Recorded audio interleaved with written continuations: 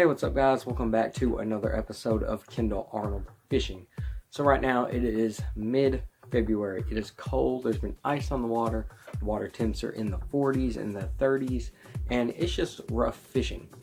But there are still ways to catch fish, and in this video I want to talk about one of my favorite ways to catch them. Now, if you were to ask me after a trip out on the lake, what is the best way to catch wintertime fish, I would probably show you this video.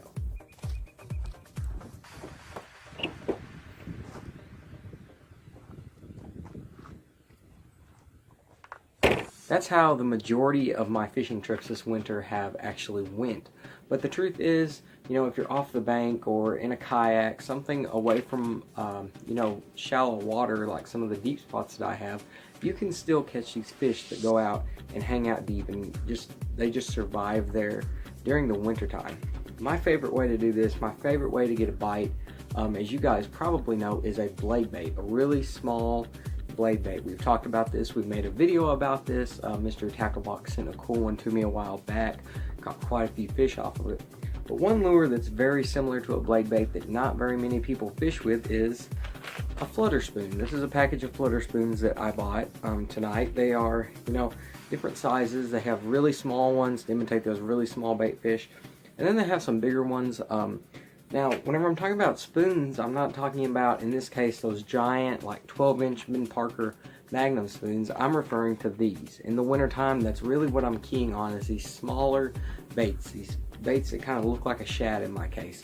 So during the wintertime, I'm thinking about the 3 different reasons that fish eat lures. And really, I'm thinking about this anytime. But during the wintertime, it's really hard to make these senses kind of come out of them. It's really hard to get them going because the water is so cold. Now, the first thing is they are predators. They're very, protective of their area.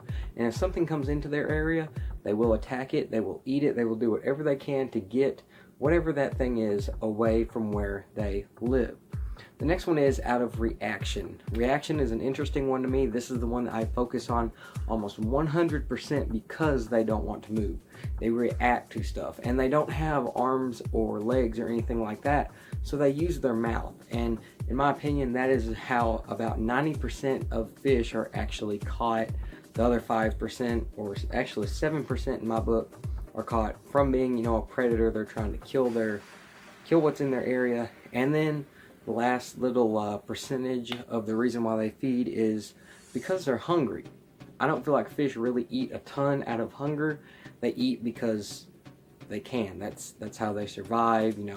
Like I said, the other 2 pretty much clear that up. They want to kill it, or they're just reacting to whatever they see. Not only does the action of these little bitty pieces of metal really get the fish going, it's also about the size, the forage of what they're eating. Now, generally in the wintertime, I'm thinking smaller baits. They don't really want to do a lot. You can give them about a big jig or something like that if they want a good, healthy meal in the middle of the wintertime. However, generally, smaller baits get eaten a lot better in the wintertime, and that's mostly because it's what's in front of them. The fish don't really want to move, so that makes a little spoon just like this one the perfect bait, in my opinion, or even a blade bait, which is really similar to this, catch a lot of fish. The only other thing left to do is for you guys to go try them. I bought these like discounted at Walmart or something like that, but you can find flutter spoons all over the place.